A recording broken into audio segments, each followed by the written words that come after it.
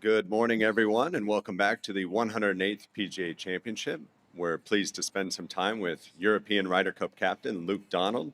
Luke, welcome to Aronimink and your 18th PGA Championship. How was your practice round yesterday, and what did you think of the golf course? Yeah, it's nice to be back playing a little competitive golf. It's been a while. First real look at Aronimink, I got here Monday, played the late 9 holes and played 18 yesterday, and enjoyed the golf course. You know, very old, classic golf course. Very much a second shot course, I feel like, with Donald Ross greens. Reasonably generous off the tee, so, you know, it's important to be on the fairway, but you know, it's all about kind of the second shots into these greens, you know, and see what the PGA of America does with the pin locations. You know, I think, again, very enjoyable old classic golf course. And secondly, how have the first few months of your third tenure as captain been? Yeah, all very good. Got in a little trip to Adair last month. Had a little good look at the golf course. Had a good look at the hotel, and progress, you know, has started. So yeah, it's early days, but we're already ticking a few boxes and enjoying the journey again. That's great. We'll open up for questions, starting right over here on Mike A. Morning, Luke. In terms of the recent news around John Rahm, I was just wondering what your reaction would be to that. I imagine not displeased, but also, were you involved in that process at all? I'm not involved in the policy of the DP World Tour and the sort of the discussions between the two parties. I did talk to John. You know, I just wanted to get his thoughts on where he was, and obviously I'm always in communication with the DP World Tour. So it's not my job to you know, tell John what to do, or but obviously very delighted that a resolution has happened and that, you know, he's available, you know, as someone that that can be a part of the Ryder Cup team. So, you know, as having as many players available to pick from, especially someone like John, who's, you know, obviously proved, you know, how valuable he can be in a Ryder Cup. He's played 4 and obviously 2 under my captaincy and done extremely well. So to have him, you know, available for selection is pretty cool. Up to Doug on 2. Luke, how do you, on that note, prepare for what could be just a different landscape in golf, depending on what happens? There's a lot of uncertainty right now. Yeah, I think, you know, that's the word, isn't it? Uncertainty. We don't really know what's going to happen with LIV. So obviously you have to think about that in terms of qualification criteria. We don't have to announce that till sort of late-ish summer, mid to late summer. So again, the next few months we'll just wait and see. And you know, I don't try and make decisions on things that are unknown. So I'm going to try and make decisions on things that I know will happen and what we can control. So I'm not worried about it too much right now. I think have a lot of faith in Eduardo in terms of getting the right qualification criteria, making sure that we get the strongest 6, and then, you know, obviously I can implement and pick the next 6 to complement those players. Juan on A. As an American and a European myself, no, I have a hard time sometimes explaining to the Americans what unites the European team. No, I mean, it's not that people have flags, European Union flags outside their houses. It's not that they know the European Union anthem. So is it like feeling like a family around the European Tour? Is the sense that there's a common rival? What is it? Yeah, the Ryder Cup has a deep history. You know, I think certainly if I look at myself as a junior player going up and wanting to be a professional golfer, the Ryder Cup was something that ignited something in me when I was a kid. You know, I watched it. I think as golf fans, we're always drawn to it because it's so different to everything else we have in the game in terms of match play, in terms of that rivalry. So as a kid, you know, I wanted to be in Ryder Cups. You know, I wanted to be like Seve. I wanted to be like Nick Faldo. I wanted to be like Bernard Langer, playing in these teams, because you could see the passion and how much it meant to these guys. So, again, my job as captain is to obviously talk about that. But I think a lot of the players feel the very same way. They're very much were inspired as kids to want to play in Ryder Cups. There's just a special meaning behind it. I think that's always the message I give to these players, and I think that's can be quite unifying. Is it a challenge that a lot of your players, the European team players, are also kind of American, no? They have children born here, they have connections with the United States, not beyond the golf, like family connections. Do you find it challenging to inspire them? Or? Again, personally speaking, I can't speak for them, but I'm one of those too. I grew up in England, and when I was 19, I came to the college over here in Chicago, and I've lived here ever since. I'm very grateful the opportunities I've been given to play the PGA Tour, to live in the U.S. Married an American. She has Greek parents, so she has some loyalty to Europe. But I think you never forget where you grow up and what you represent, and every single player is the same way, I would imagine. Right here, John on B. Luke, you're clearly an extremely organized fellow and very good at detail and things. I'm just wondering how you cope with all the issues of the Ryder Cup. I mean, you must have had hundreds of questions since Bethpage, before you took the job on, and since you've agreed to do it. And I'm wondering whether you and Diane have an agreement that over dinner you'll talk about wine, painting, and the family, and anything other than the Ryder Cup.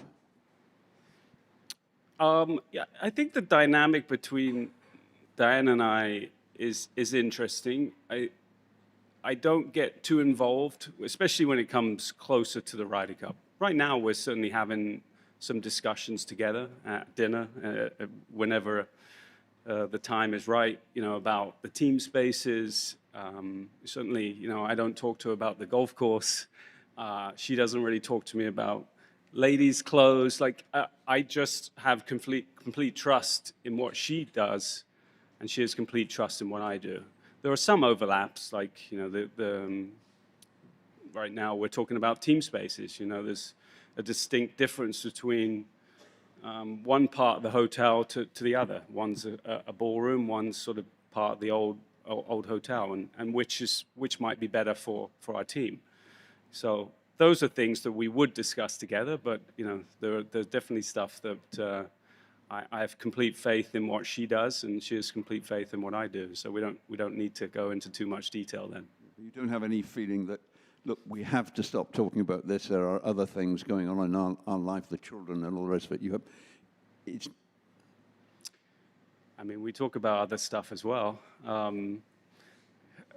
Yeah, I don't, if something is needed discussed with the Ryder Cup that involves both of us, then we talk about it. If not, then we're just dealing with everyday life. Over to Mike A. Hey, Luke.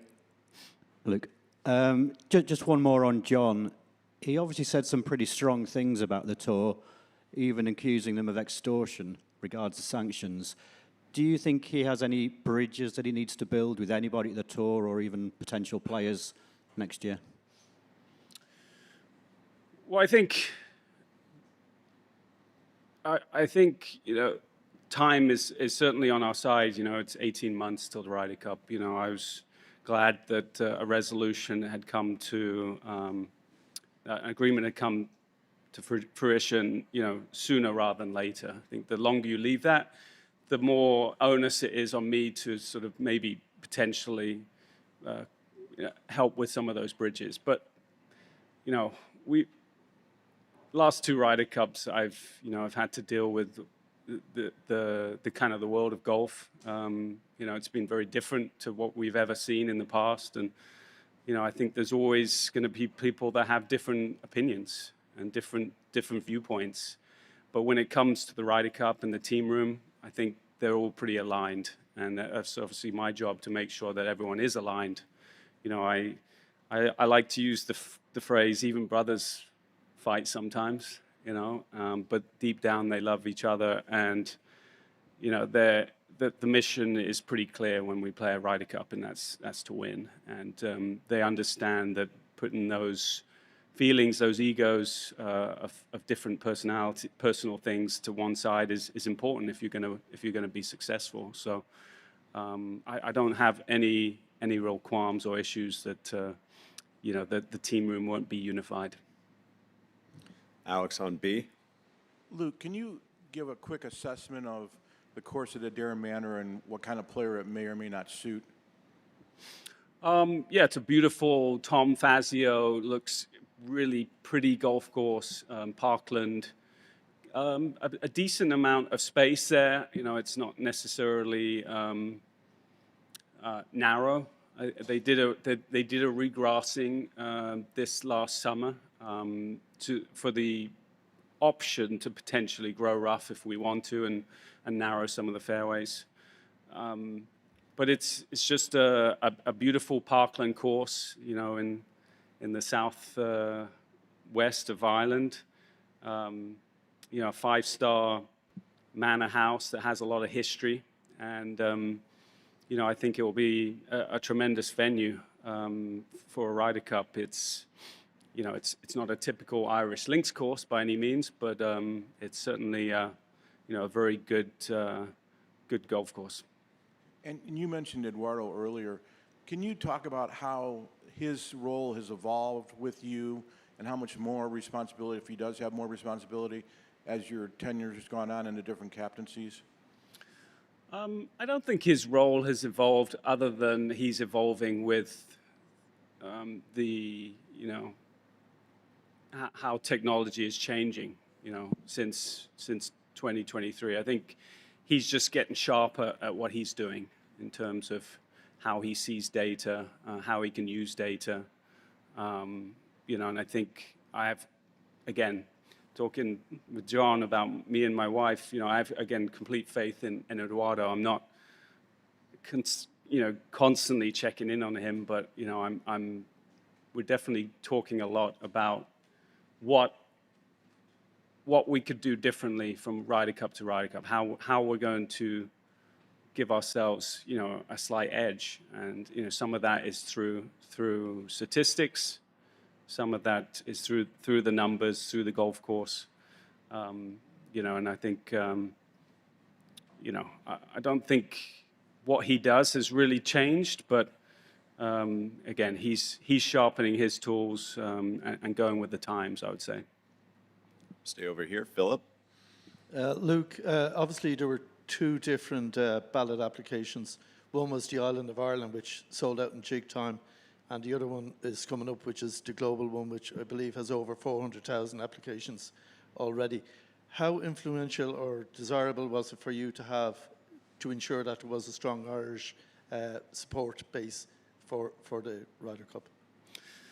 Well, it's one of the biggest advantages of a home team is to have, you know, a great supportive crowd behind you, and you obviously want to appease and welcome as many locals as possible. So I wasn't directly involved with the ticket, the policies, and how they went about that, but you know, I think Ryder Cup Europe have been doing this enough time to understand that you want to include the locals as much as possible, and they've certainly done that with those initiatives that you talked about. Adam on B. Luke, around the time of November, you were at best 50-50, at least publicly, whether you wanted to take this job again. What was the determining factor? Is there some conversations you had that stood out that helped you decide you wanted to go another time? Yeah, I think that Sunday night, I've said it before maybe a few times, I'm not sure if I've said it publicly, but Sunday night of New York, you know, I thought that was my time as captain. You know, very fortunate to be able to do it twice and to be a winning captain home and away. I think you always dream of something like that happening, and it happened, and you know, I felt very good about that. But you know, as the months went on, you know, I live in South Florida. I live very close to Rory. I live very close to Shane, Matt Fitzpatrick. I saw a few guys in Dubai in January as well. But you know, they were definitely very positive about me trying to go again. So you know, I started to think about it because you know, if your players really want you to do it, then I would at least consider that. You know, and then I really wanted to talk to my family, and you know, it is a little bit of a burden on a family. My oldest daughter is 16. She's in 2 years' time. She'll be going to college, and I knew if I took this job on that there'd be more time away than if I didn't. And so that was a consideration, but it's been a hugely positive experience for my family. The winning helps, but they've enjoyed some of the moments, you know, especially the weeks of the Ryder Cup. It's been great for my family, so they were very much behind it. And you know, I think the last factor for me was just having a Ryder Cup where it was in Ireland, a home Ryder Cup with, you know, I've got to play a lot of golf in Ireland over the years, and the welcome you always get from these people is pretty incredible. And I think we can create a great environment for the Ryder Cup, and one that it truly deserves. And I think it'll be a nice way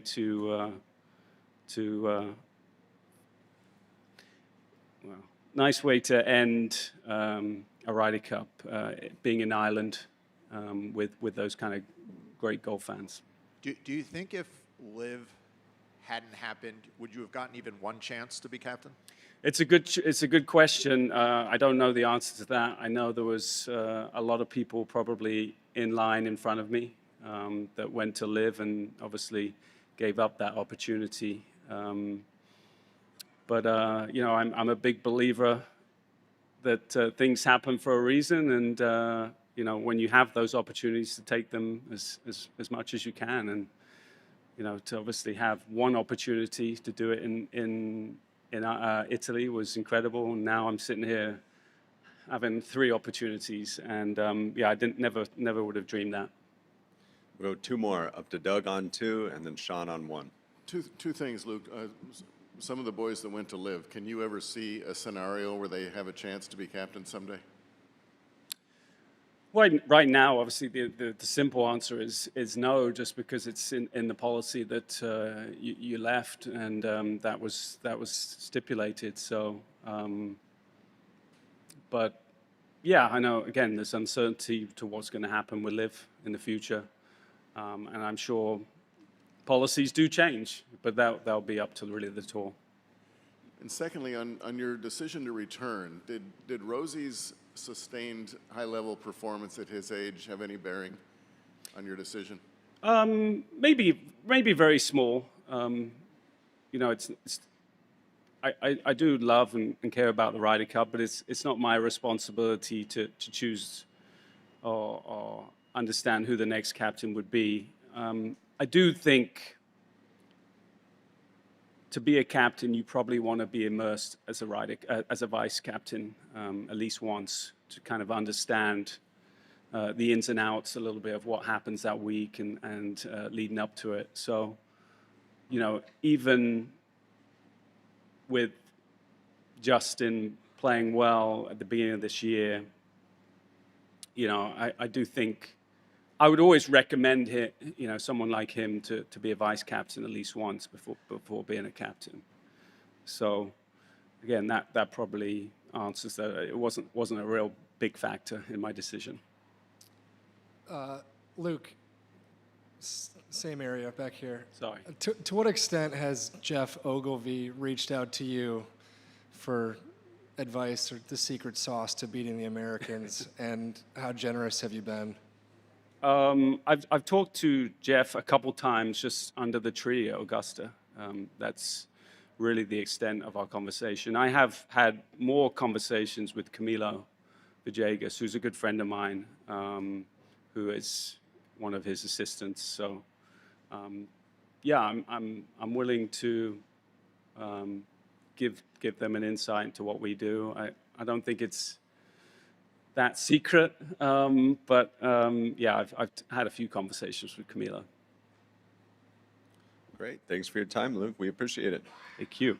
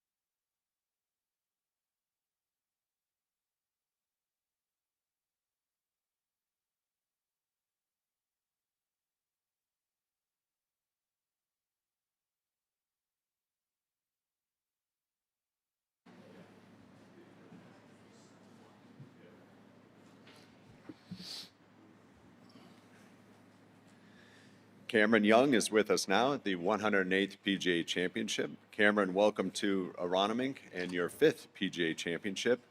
A pair of wins for you already this season. What have you done well so far this year, and how do you feel going into Thursday's opening round?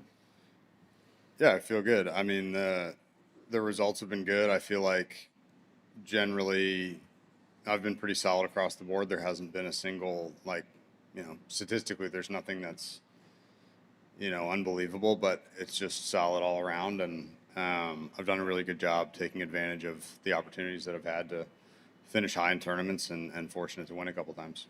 That's great. We'll open up for questions, starting up with here, Doug on 2. All majors are majors, Cam, but I'd like to know if this one holds any type of special meaning, just given your background. Yeah, for sure. I mean, the PGA Championship is, for our family, is a great week. My dad was PGA of America professional for forever. And, kind of, I think, embraced kind of the whole package of that. Was at a great club in New York, worked on the rules committee. And so, yeah, this week is special for us. Unfortunately, he never qualified for the tournament, but was a very good player and had a number of chances to throughout his career. So, yeah, it's a cool one for us, just given his connection. Did you ever spend much time at PGAs as a kid, just because of what your dad was doing? Yeah, I had been to a couple. I think I went to, he officiated Baltusrol. I had to be, I was going to say I was probably maybe 10 or not quite. And I've been to 1 or 2 more, when it gets up to the Northeast. But, not a ton, but I had been to a few. Any special privileges that week as a 10-year-old? No, not really. No, I was outside the ropes like everybody else. Right here, Mark on B. Hey, Cam. As you've kind of worked your way to the point where you are now, and I know you're very much in the moment, but is there an element of you that's appreciated the success that's come because it took a bit, with all those seconds and all that kind of whatnot, as you were grinding through that, knowing you were playing good golf but hadn't gotten the results? Is there, how much more do you appreciate the fact that you've been on this run right now? Yeah, I mean, I certainly do. I think anytime you have to wait for something, it makes it better, I think it would be, in a sense, it would be harder if I had won, a couple times early and then went a long time without winning. So now I feel like to have kind of had the, several years build up to, now winning a couple times pretty quickly, it makes it feel pretty good. I mean, to have gotten through what was at times quite frustrating and come out on the other side of it, a better golfer, and to have, my name on a couple trophies to show for it, that definitely feels good.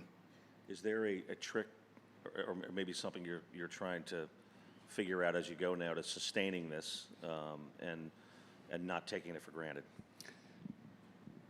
Yeah, I mean, I feel like, especially given, my first few years on tour, it's not too hard not to take it for granted. I mean, I'm well aware of how difficult it is to win a golf tournament out here. But in terms of sustaining it, I mean, nothing really changes. All we do out here is try to get better each day. And, for me, that just means kind of deciding what I want to accomplish on any given day, whether that's, today I want to do something with my wedges. Today I just want to see the golf course play 9 holes. So it doesn't really change anything day to day in terms of trying to sustain it. I think I said it last week, that the World Golf Rankings are based in your past play, and it doesn't get you anything going forward. So I don't think there's really any sense in trying to necessarily sustain the golf that I've played. It's just back to the same process of trying to do, what I set out to do each day and try to get a little bit better. Jeff on B. Cameron, you're probably aware there's a lot of interest in the golf ball you're playing. You just tell us why you put this particular ball in play and how much distance you sacrificed playing a ball that apparently would be conforming to the new testing rules in 2030. Yeah, I mean, I think I put it in play the same reason that everybody else plays the ball that they play. I hit it during a ball test at one of Titleist's facilities probably close to 2 years ago, and didn't know anything about it, and kind of just said, hey, what's that one? Because I liked the flight. And as things progressed, I was able to test it last year at Wyndham, ended up putting it in play, and it's been there since. Obviously there is no conforming list, and I wasn't aware that it would have,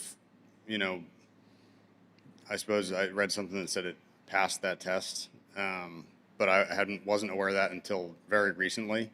So at no point was that a consideration. It was just really me, trying to optimize my golf, and it's the ball that seems to work the best for me. Did you, compared to other balls you've tested, was there a noticeable distance loss with it? Not particularly. I mean, I don't think any of us are really out here playing the ball that goes the farthest. I think you'd struggle to find a single person that's doing that. So, we're all sacrificing some amount of distance for other things that we feel are worth it. Control with irons, control with wedges. And for me, that's the biggest thing is being able to control spin. And this is the ball that does that the best for me. Back to Alex on 4. Yeah, Cameron, regarding the connections to the PGA of America beyond the connection with your father, you've also got a friend in the field representing the Corbridge Financial team of 20 PGA professionals. Tell me a little bit about your relationship with Chris and the time you've gotten to spend with him this week. Yeah, we got to play 9 holes yesterday, which was nice. I haven't seen him in a couple of years. But yeah, Chris Gabriel, we grew up playing some golf together up in the Northeast, and then went off to college, and after college he came and actually worked for my father at Sleepy Hollow for a couple of years as one of his assistants. So I got to be around him a little bit then, and now he's got his own head pro job at Old Westbury on Long Island, which is really exciting. I think he's started just recently. So great to see him kind of progress through the ranks in the PGA section up there, and really excited for him that he's always been a good player. So no surprise that he qualified at some point, and just really excited for him. Looking forward to see how he does these next few days. And I imagine he was picking your brain a little bit out there. What were the conversations like in the fairway about having you two guys playing the same event like this? Yeah, honestly, it didn't feel too foreign. He's a good golfer, like I said, and it was more similar to any conversation I'd have with any of the other guys out here playing. Just little things, kind of what are you doing here? What are you thinking there? But I think he's got it pretty well handled. He drives it pretty straight. He's pretty solid golfer, so I think he'll do just fine.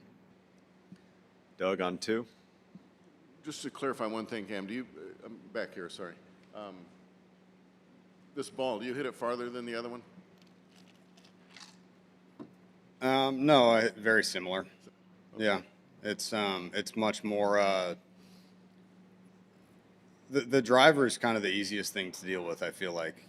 For me to get it where it needed to be, I had to just add a little bit of spin, and it kind of comes out at a perfectly playable range. And then for me, the biggest thing, like I said, is the irons. I mean, this ball is just easier for me to control with the irons. It doesn't spin as much, and that just allows me to be, better with my distance control just because it's more consistent. And secondly, and sorry to bring this down a little bit, but you do have an iPhone, correct? I do. How would you estimate about how much time you spend on it per day, and maybe in minutes in your case? I don't know. Okay. I mean, it depends. If I'm on my own on the road, it's a lot more. It's probably 4 hours or something. And if I'm at home, with my family, it's probably more on the order of half that. But, I try to be conscious of it. So I know, like, when I'm by myself, it's somewhere in the 4.5 range. And when I'm not, when I'm at home, it's, usually 2 or under 2. What are you doing on it when you're on the road on your own? Something tells me you're not looking at social media. But no. I don't know. I go on YouTube. I read articles. I would look at golf swing videos for more time than I'd like to admit. Yeah. Right here, Jeff on B. What operating system you? Oh, sorry. That's kidding. The golf course. Your assessment, particularly, I guess the par threes are pretty long, but just in general, what your impressions were of the golf course yesterday? Yeah, I liked it. I feel like it's very, very classic Northeast. You know, the grasses are very familiar. The rough is pretty thick, but I feel like it's a nice combination. The fairways they're not super narrow, but they are firm enough that if you hit, you know, bad shots that land in the fairway, they can get in the rough, or if it's shaped incorrectly. And then the greens are definitely tricky. You know, you have to kind of know what kind of slopes you're landing on, especially if you don't get much rain. It's going to be a huge difference between landing on upslope or flat. So I've really liked it. You know, I haven't been before. I'm just kind of still, you know, seeing my way around a little bit. I'll play the front nine again today. And, yeah, I've really liked it so far. I think, especially if we get a dry week, it could be pretty firm by the end of the week, and that'll be a lot of fun. Mark? Cam, obviously, those of us who know you a little bit know how low-key you are. I'm curious, you know, as you have gained success winning some of these high-profile tournaments, is there any part of you that enjoys the attention, and how do you kind of handle that, and you know, as you go? I mean, I think it's nice for your work to be recognized. And yeah, I mean, it's kind of remarkable how much more it's recognized for winning versus coming in second. You know, obviously there is a huge difference kind of career-wise, but golf-wise, it's small. So, yeah, it's been nice for that to be recognized, but at the same time, you know, I at least am trying to value the work that I put in and kind of evaluate days based on how I go about my day and not necessarily, you know, what I shot or how I finished a tournament. So yeah, on one hand, it's, you know, it's great, and I've enjoyed, you know, some of the good work that I've done to be recognized, and on the other hand, it doesn't change much, and you know, I don't want to get caught in valuing that more than, you know, what I do each day and how I feel about the work that I've put in. Are you comfortable with it, or is any part of you not comfortable? I'm pretty comfortable with it. You know, like I said, I think if I keep that mindset of it doesn't really change much, and I'm really evaluating other things, you know, you do a press conference instead of not doing a press conference. It's a 30-minute difference in your week. I mean, it doesn't make a huge difference. Wrap things up on one with Sean. Cam, on the ball, one last thing. Yeah. It sounds like that information only reached you recently. Yeah. Was curious if you could just detail exactly when you found out, if it surprised you, and then if just the fact that you think it's negligible changed your opinion on maybe what the proposed rollback means. Yeah, I mean, in terms of my opinion, it's, you know, it's not going to be up to us, I don't think. So I think that's kind of irrelevant from my perspective. You know, I haven't done the research or kind of dived into it enough to really, you know, understand the goal and how they're going to do it. So in terms of that, I don't think there's much to say. When I found out was, I don't know, it was a few weeks ago. I don't remember exactly when it was, but it hasn't been long. And yeah, I mean, I was kind of surprised in a sense.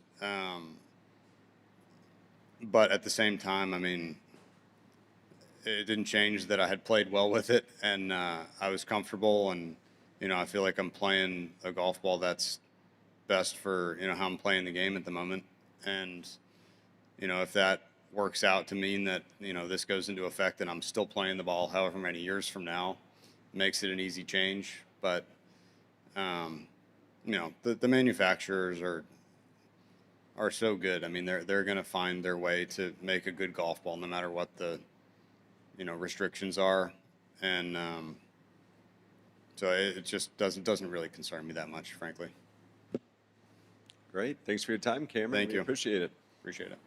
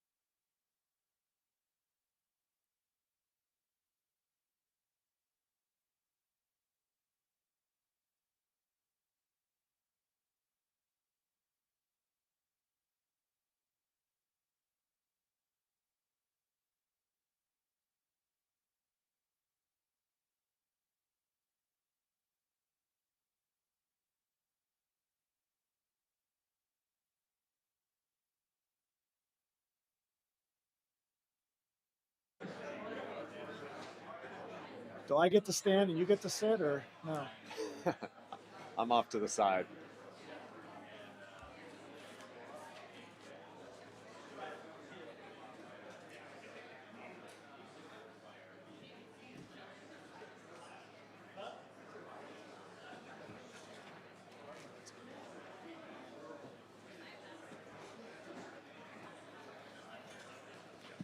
How you doing?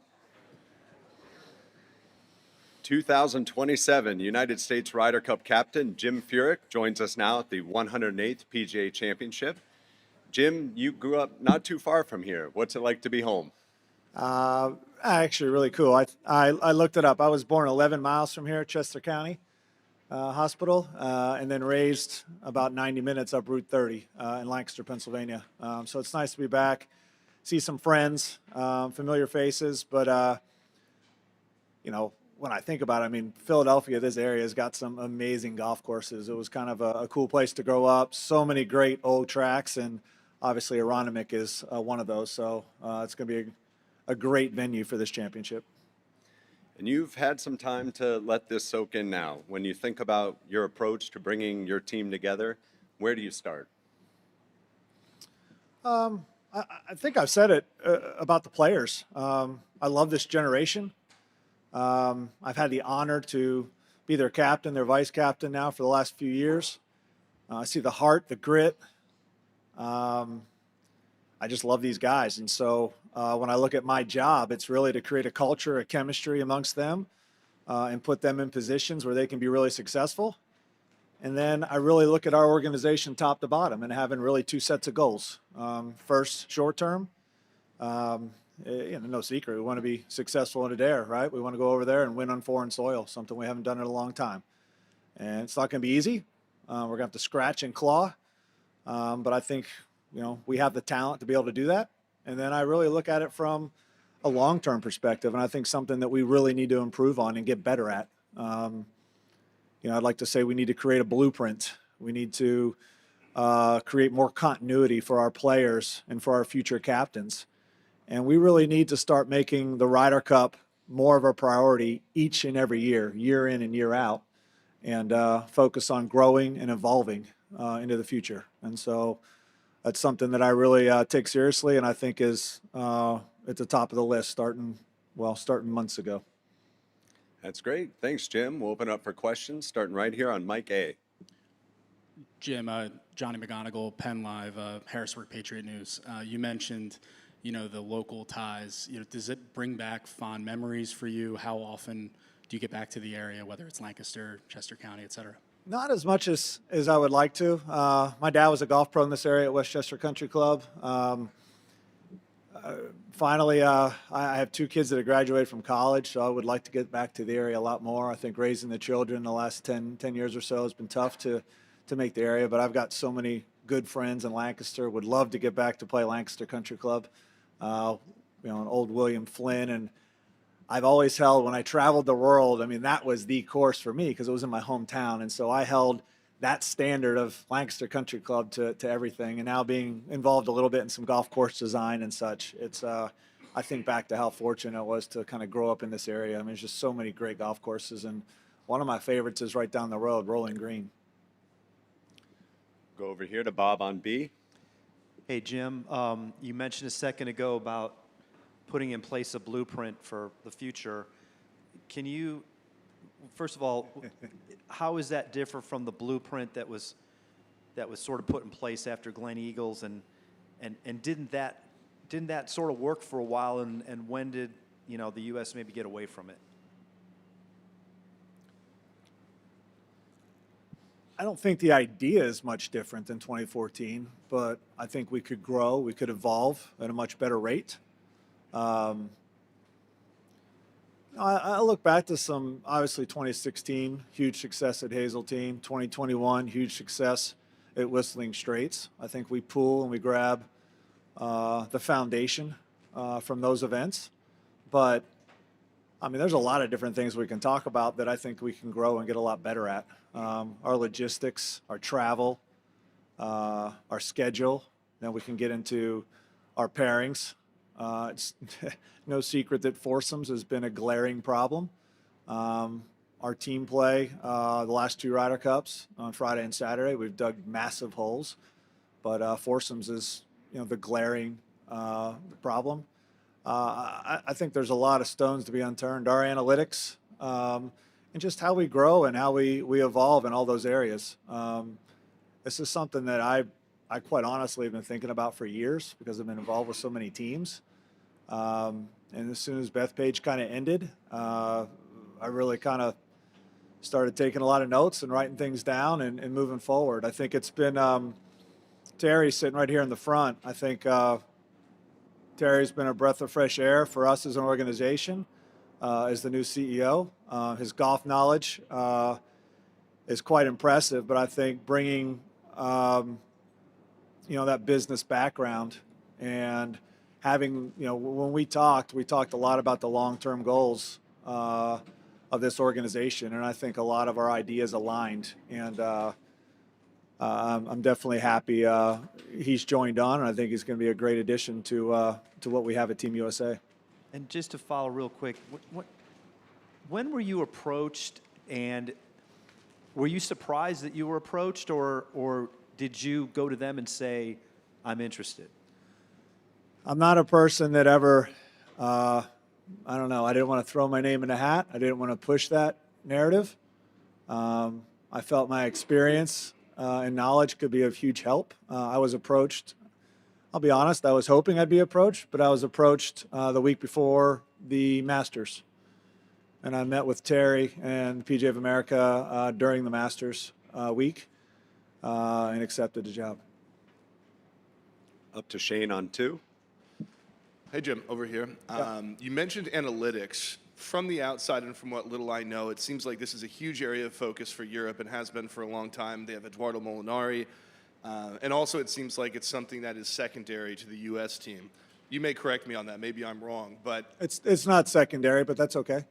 Are you, so I wanted to ask along with that if you're still working with scouts or if there's a new thing. But talk to me about that, because when we saw the pairings at Bethpage, it certainly looked secondary. Some of them statistically were, heavily criticized online and everything, while the Europeans looked like they were paying attention to that. So if you could just talk a little bit about that subject. Yeah, no, we work with scouts, I think everyone knows, since 2016. I think their role has become more prominent. They've been involved in at least 2 President's Cups. I think Davis brought him in 22, and I brought him in 24. I think when we look at it, I said we're going to leave no stone unturned. And so that surely from top to bottom includes analytics. No decision's really been made at this point on that future, but one that'll be made here in the next month for sure. That's my job. As far as secondary, I guess there's a number of different ways to look at analytics, a number of different ways you apply them. I look out at the range, and everyone's got a TrackMan or a quad out there. And I know a lot of the equipment reps that call that the drama box. So when used properly, it's a great tool, and it can really help. But used improperly, and I've seen a lot of guys mess their games up using the drama box. And so I think the same thing applies with our analytics. Numbers crunching. It's the application that becomes very important, and that's something that we need to look at and improve on. And surely that doesn't fall totally on scouts. That falls on captains as well, and me included. How do you decide when something, let's say Scout says this could be a great pairing, when you talk about the application, how do you decide when this is a good idea or when we're using stats in the incorrect way and we don't want to fall too far down that rabbit hole? I mean, I think the easiest way to say is, did they win or did they lose? But that's probably the improper way to look at it. Did they play well together? Did they, you can go out and shoot 6 under and lose. You can go out and shoot 1 over and win. It depends on the day, but that's something we're taking a look at from top to bottom. How do I view it? I think where we failed or where we've struggled with analytics is probably relaying to our players how they're used. I hate to hear someone say that, wow, I feel like so much of it revolves around analytics. I think it's a useful tool. I think the European side would say the same thing, but there's a lot of human element into that. And there's a lot of decisions that the captains have to make to put these players in a good position. And so how we've applied them and more importantly, how we've discussed that and how that communication has been with the players needs to get a lot better. Brody on 5. Jim, you mentioned that, the last few years you've had some thoughts and things are starting to pop up. I'm curious you've had every role, right, the last few years. When in the last, when you started to realize, hey, something's not quite right here, or some things need to change? Yeah, I would say, instead of saying something's not quite right, I think I would say, we could definitely be doing a lot better job. I think from, all right, let's look at it right now. I'm pulled in April to captain the team. We don't have a point system in place right now. I heard Luke earlier say that, he'll put something in place in late summer, or mid to late summer, early fall. But I think the idea that, Team USA is a professional sports organization. We go from the President's Cup to the Ryder Cup each and every year. And what I started noticing is we were maybe losing a little continuity from year to year. And so I just think we could be better at, this is a 12-month process each and every year. It's not something that the Ryder Cup's over, we decompress, we let it go for 6 months, and now we hire and we bring in, we brought Keegan in even later than this last year. He had less than 18 months to prepare. And that's a guy that never had served as a vice captain. So he played a lot of catch up, if that made sense. And so the idea that more continuity, more preparation for future captains, more continuity for the players year in and year out. And that includes President's Cup in my mind as well. We've been carrying that knowledge along under some great captains, under the Davis Loves and the Freddie Couples and the Steve Strickers, and then myself kind of working with those guys. We've been kind of passing that information along, but I just really feel like it could be in a more organized manner. I think we could have put Keegan in a much better position last year. And part of my role as a vice captain was to kind of help him along with the experience that I had. But, I think that continuity is probably the best word I could use. Sean on 1. Same area, Jim. Where am I at? To your right. Sorry, right. Yeah. Is there an element with all the success that Europe has had that you are most envious of when it comes to the Ryder Cup? You mean other than that tick in the win column? Yeah, besides the result. I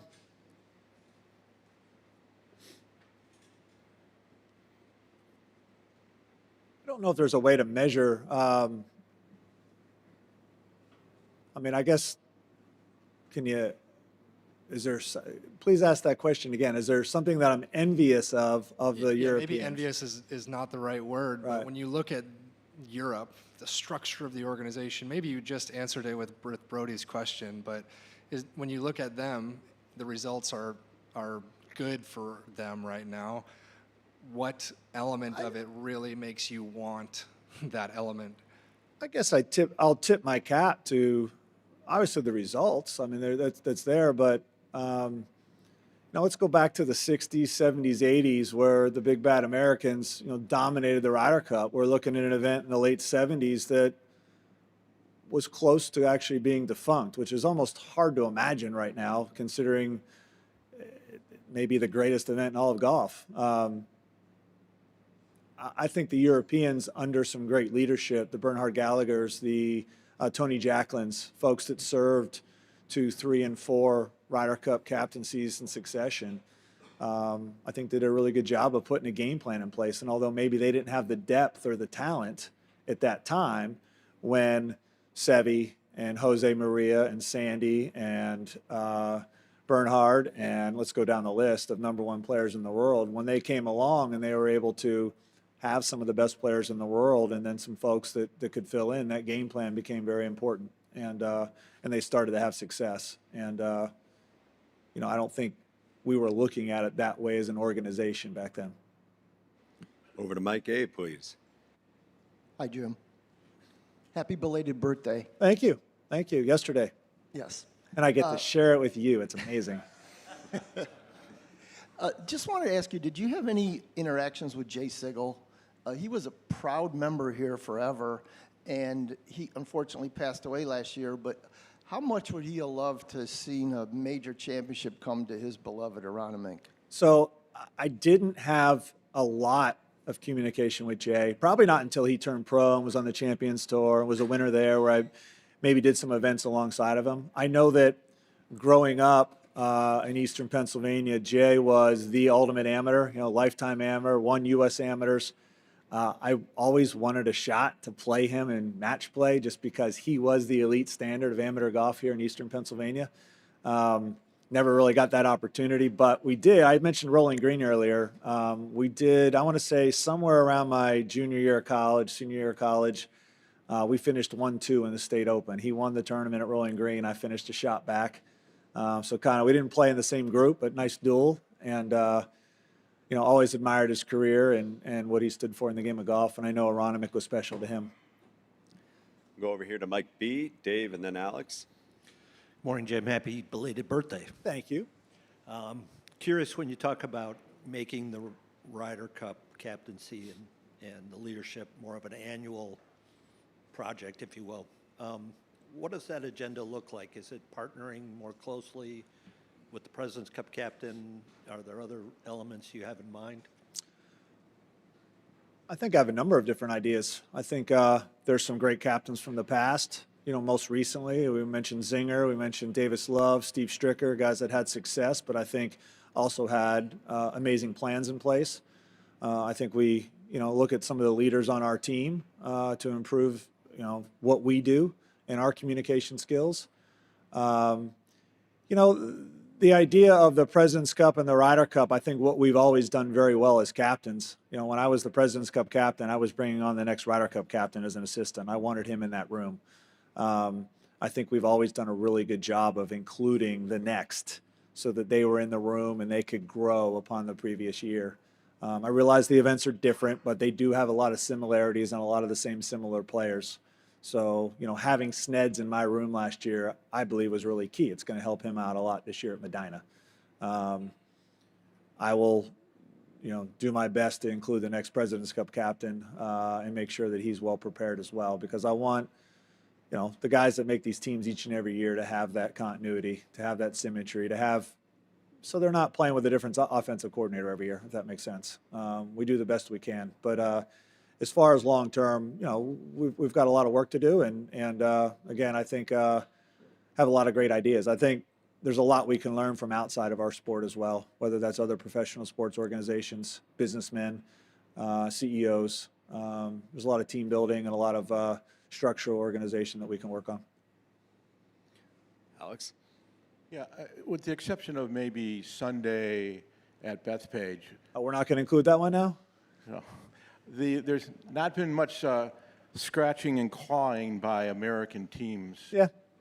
So can you explain how you're going to create that environment? Let's not put the result on the effort, I guess. I think they were scratching. I think they were clawing. I think they gave us 110%. Did we get the result we wanted? No. Did we play our best? No.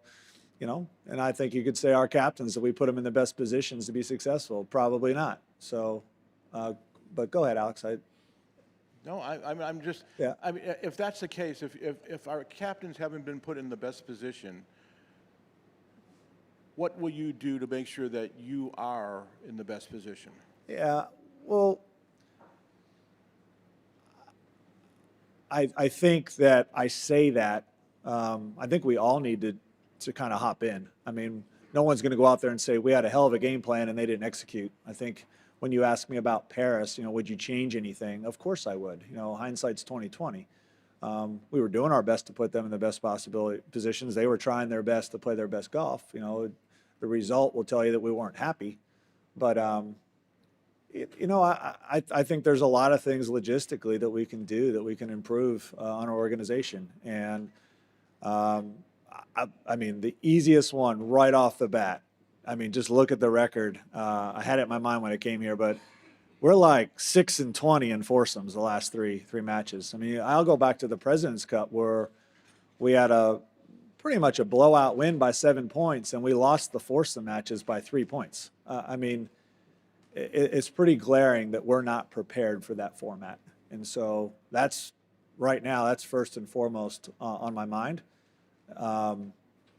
we cannot continue to dig the holes we are on Friday and Saturday. I think a lot of that happens behind the scenes. That happens from a number of different ways. But I'll go first and foremost. I don't think we're preparing for that session very well. And the Euros made a key move. We've liked the foursomes first in the past. The Euros made a key move in Rome and actually put that session first for the first time in a long time. They realized that they thought they had an advantage, and it showed glaringly. I mean, they won that session, I think 1-7 in Rome. It's hard to. We've tried, and we almost overcame that at Bethpage, but it's hard to overcome those holes. We'll stay over here. Did I answer your question? Kinda? All right. I'm always here for you. Jim, what is your favorite Luke Donald story?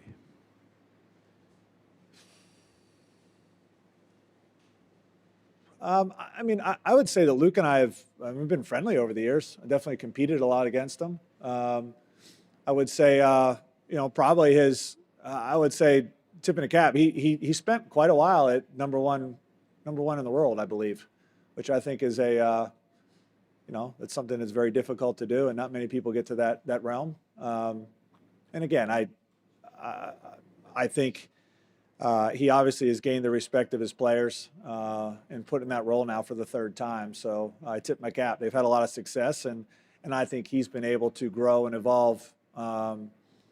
What Team Europe has been. They've been successful for a long time, but he's been able to grow and evolve with that as well. So just tip my cap to him. Tom, go ahead. Hey, Jim, as the Europeans have been lauded for it seems like the camaraderie, and I know that looks different when you win and you lose. Sure does.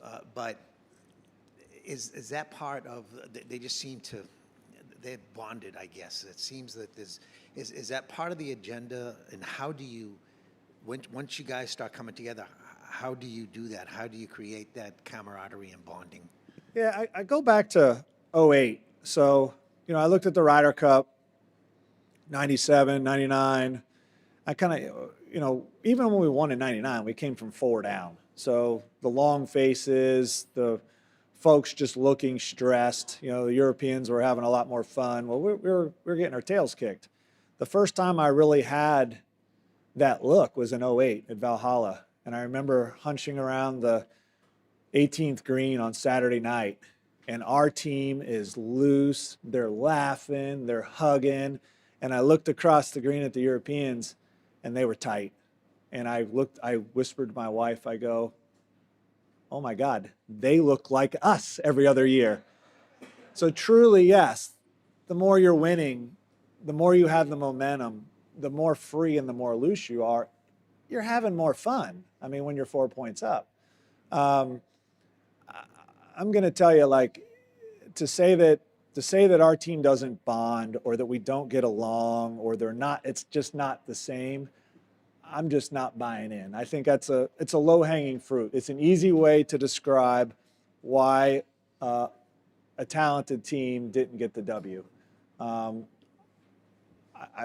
said it, and I'm going to continue to say it. I don't buy it. I've been in that team room.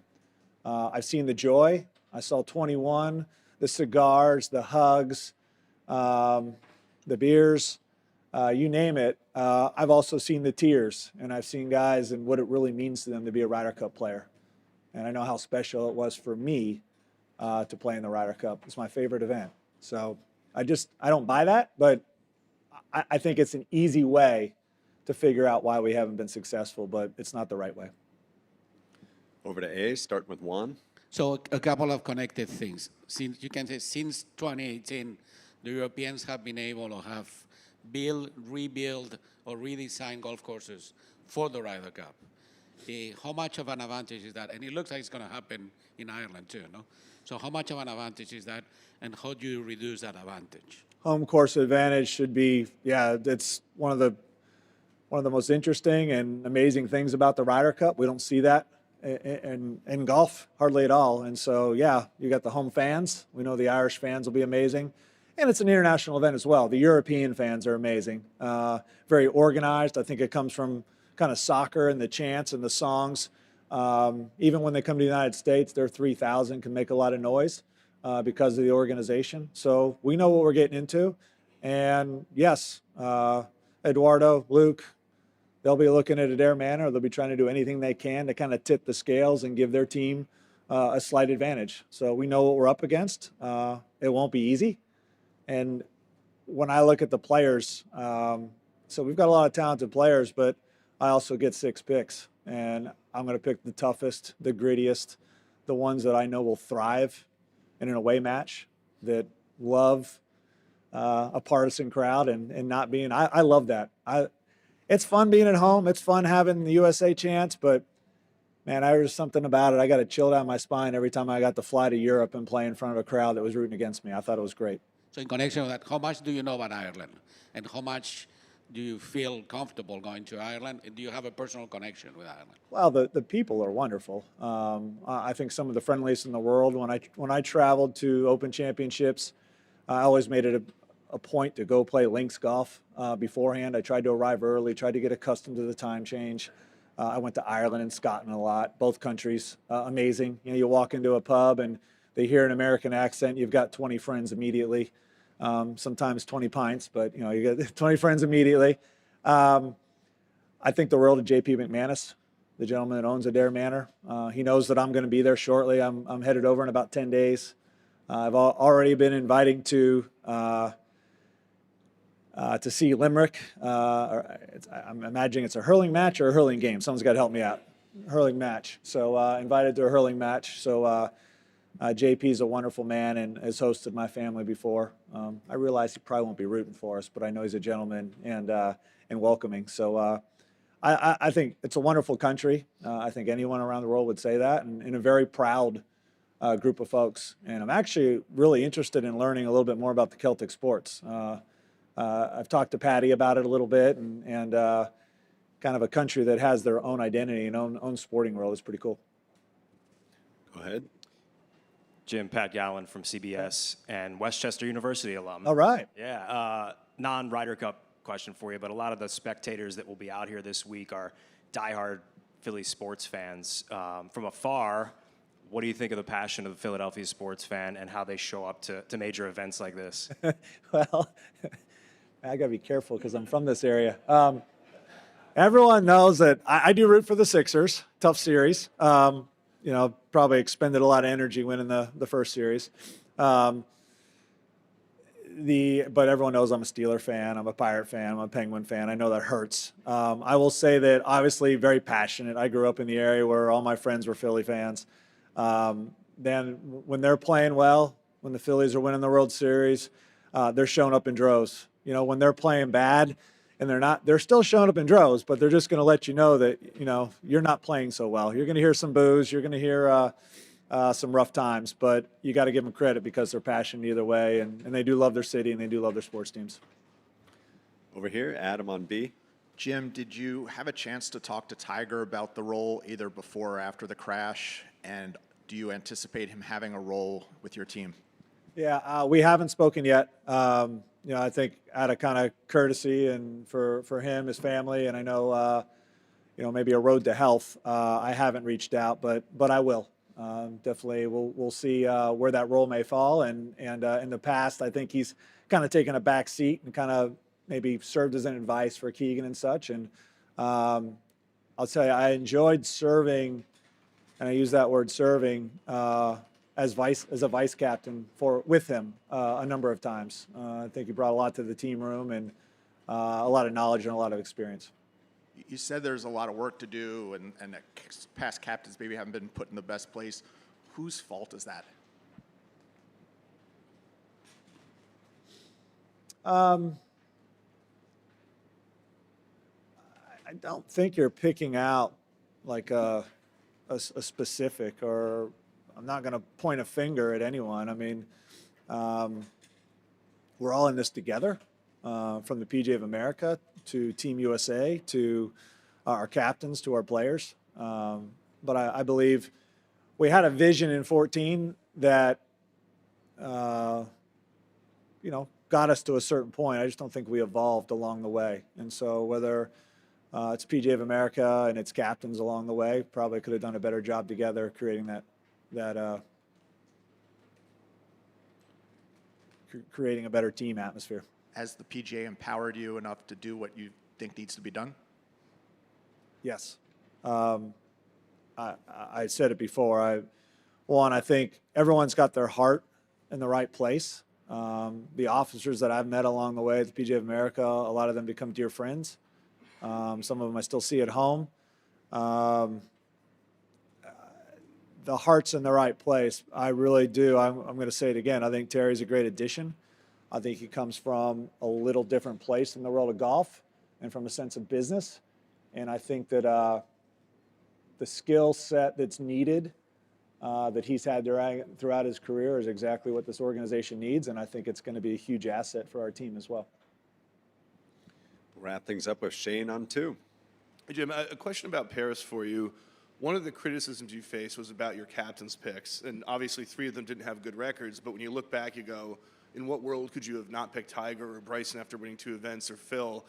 But the question I wanted to ask you, is there anything about that would make you more willing this time around to make a tough, maybe unpopular decision if you spotted a scenario where, like, okay, where there's a guy who's 7th who just won, but I don't think he'd be good at Adair Manor or something like that? Yep.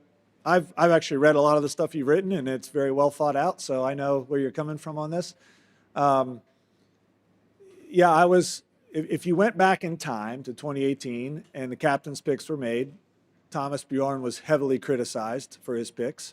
He went with some folks that maybe weren't in good form at the time, but either he felt were good fits for the golf course or had great, some good Ryder Cup history like a Sergio.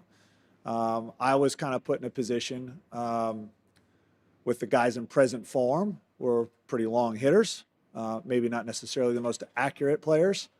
The one guy that actually, for us statistically, that really profiled well for that golf course was Tony Finau. The reason why is he used that 3-iron. He had a driving 3-iron that he was very accurate with, and we knew he was going to use it a ton on that golf course. And he profiled well from yardages and for the rest of the golf course. That was probably my one controversial pick, and he's the one that would they go 2-10? Is that right? Maybe. I think Tony won 2.5 or 3 points, and He was 2-1, but I think they all went 9. Yeah, I think the whole group went 2-10 that week. Tony won the 2 points. I knew that the guys that profiled well for that golf course were the Zach Johnsons, the Matt Kuchars, Kevin Kisner, guys that I took over there, Brian Harmon. I took them over there for practice rounds. They saw the golf course. I knew they profiled well for it. Kiz was hurt. Zach and Cooch really weren't having great years and not good second halves of the year. So that was a big decision in there. Was, am I taking the guys in current form, or am I taking guys that I think profile well for the golf course? We know the rest of the story, what I took and the record. Now, there's a lot more that goes into those records than just profiling for the golf course. Tiger was exhausted after the Tour Championship. And ultimately, after the first session, we struggled all around as a team. Yeah. And I guess the second part of the question was, this time around, are you going to be a little more ruthless maybe, or would you make the difficult choice more readily because of what you witnessed there? I've had to do it twice because I did it in Paris. I feel like I applied some of those lessons to my selections in 2024. And absolutely, part of my job, I'm going to say this, like when we talk about a captaincy, you're going to hear me say this a lot you're going to hear me use the word we quite often. All right. I don't want you to mistake that from the fact that I'm the captain and I'm the one that gets to make the decisions. But when I think about we, I think about the large organization. I think about my vice captains. I think about 12 players. I think about 12 wives. I think about 12 caddies. I think about the PGA of America. Our staff, our physios, our coaches, you just keep going down the list. It's a group of 75 to 100. My job and my goal is to get that large group all thinking about one common goal and getting everyone on the same exact page and moving down the tracks. So I'm going to use we a lot throughout the year. But don't mistake that. At the end of the day, my management style is more about surrounding myself with the best and the brightest people getting their opinions.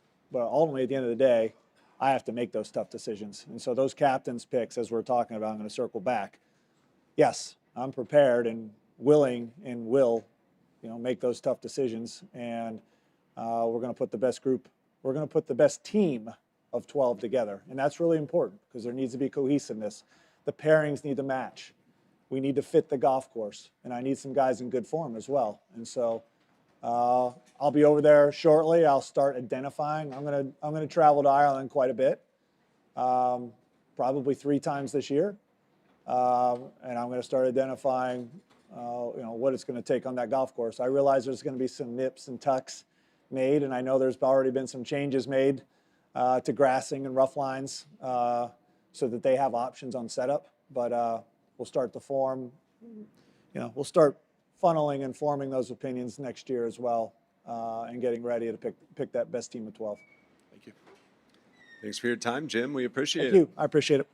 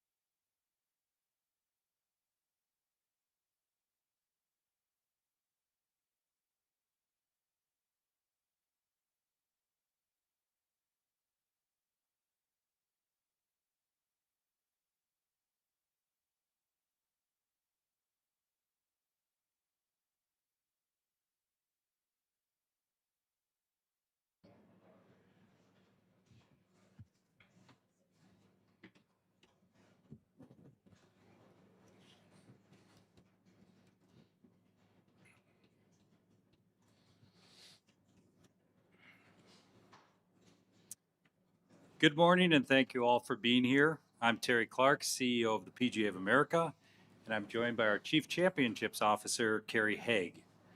I want to take a moment to thank our entire team for the tremendous work they've done in preparing for this championship.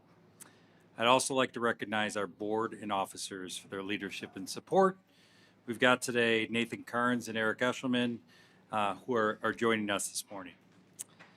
It's a privilege to welcome you to the 108th PGA Championship, one of the great stages in golf and one of the premier events in global sports.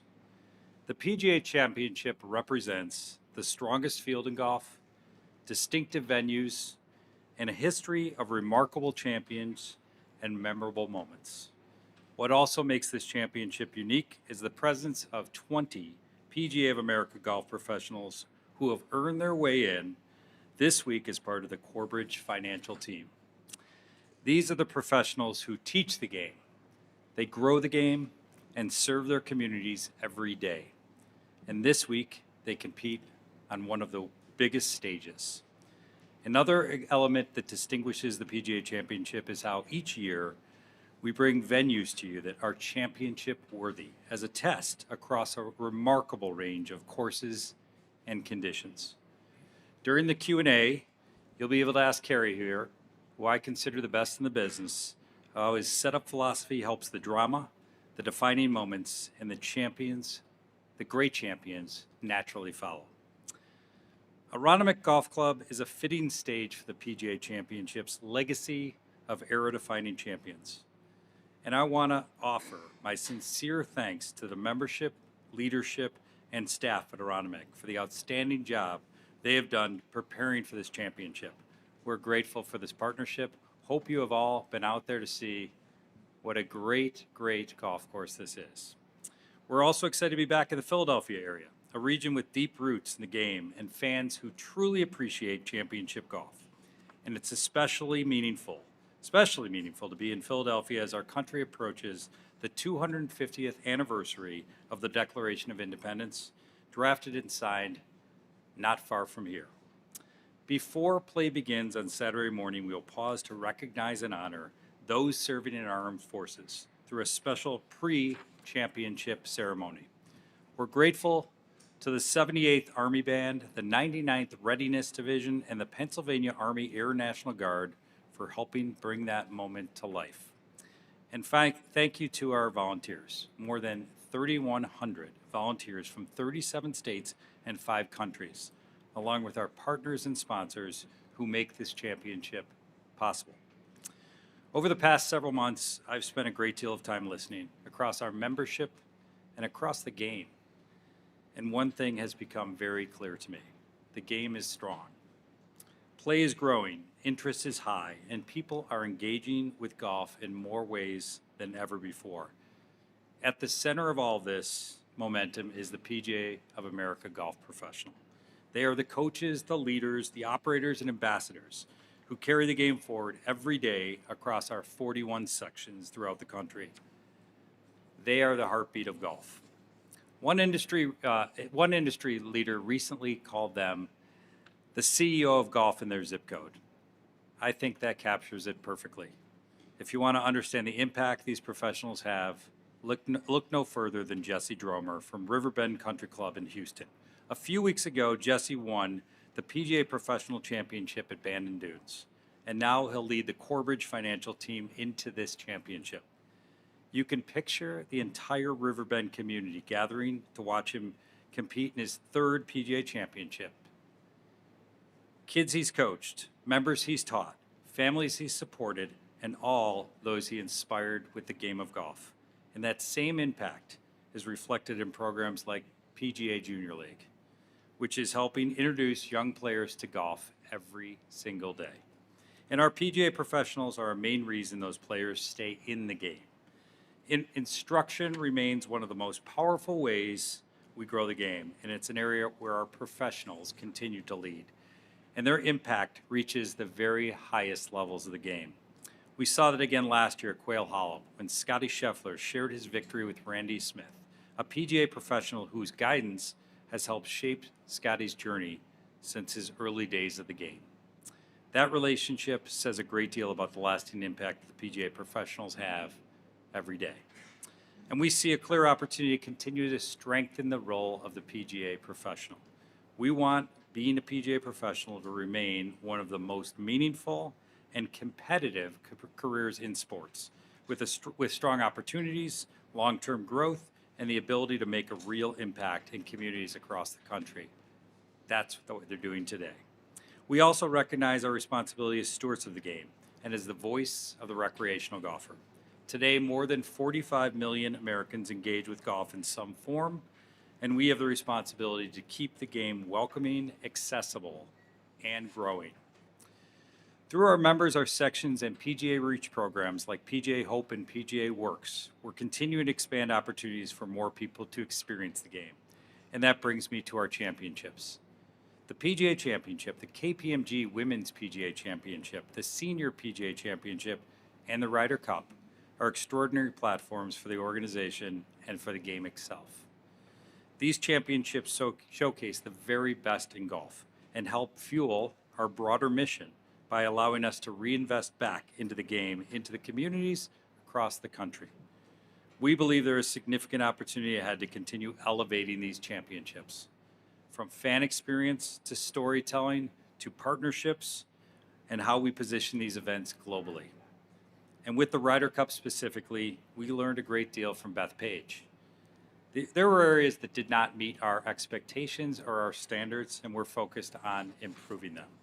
We're also already working with Captain Jim Furyk, who you just heard from, on building a more structured and repeatable approach moving forward, focused on preparation, continuity, and sustained success. More broadly, we will continue operating as a focused, disciplined, and modern organization, clear in leadership, aligned in execution, and committed to continual improvement, because how we operate matters. Before I close, let me briefly address one topic I know is of interest. On the golf ball, we've been consistent with our feedback to the governing bodies. We remain focused on advocating for the recreational golfer and avoiding any changes that could negatively impact their enjoyment of the game. We appreciate the continued collaboration across the governing bodies and broader golf ecosystem as those discussions continue. We won't always agree on every issue, but I've been really encouraged by how collaborative this sport is, and I'm focused on what's best for the game. So, when we step back, our focus is clear: strengthening the PGA professions, growing the game, and continue to elevate our championships and global platforms. And we believe this is a moment of real opportunity for golf and for the PGA of America. Our responsibility is to build on that momentum in a way that strengthens the game for the next generation. We're proud to be here at Aronimink for the 108th PGA Championship, and we look forward to a tremendous week. Thank you. Ladies and gentlemen, that is Terry Clark, the CEO of the PGA of America, next to Kerry Haig, the Chief Championships Officer of the PGA of America. If you have a question, we'll wave down a mic for you. Let us know who you are, where you're from, and we're ready to begin. Looks like we have microphone A, please, first. Hey, Terry. David Rumsey from Front Office Sports. The PGA Championship's purse in recent years has increased alongside the greater prize money boom in golf, but it has been third among the majors and even behind the $20 million signature events on the PGA Tour.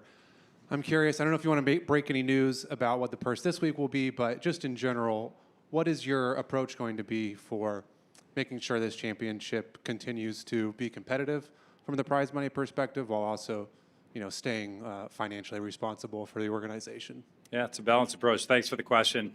We're really focused on all aspects of how do we improve and continue to look at improvement of the assets we have, including the PGA Championship. So this is a really important one. Obviously, it's something we look at every year. We look at how do we continue to see purses at that point, and it's something we make a decision on. So we're making a decision on this week. I'll let Kerry comment around this week's purse, but really focused on something that we evaluate all the time. And it's not always in comparison to all those. It's what are the factors that really make sense. We do look at it as an annual focus around how do we get at competitive purses.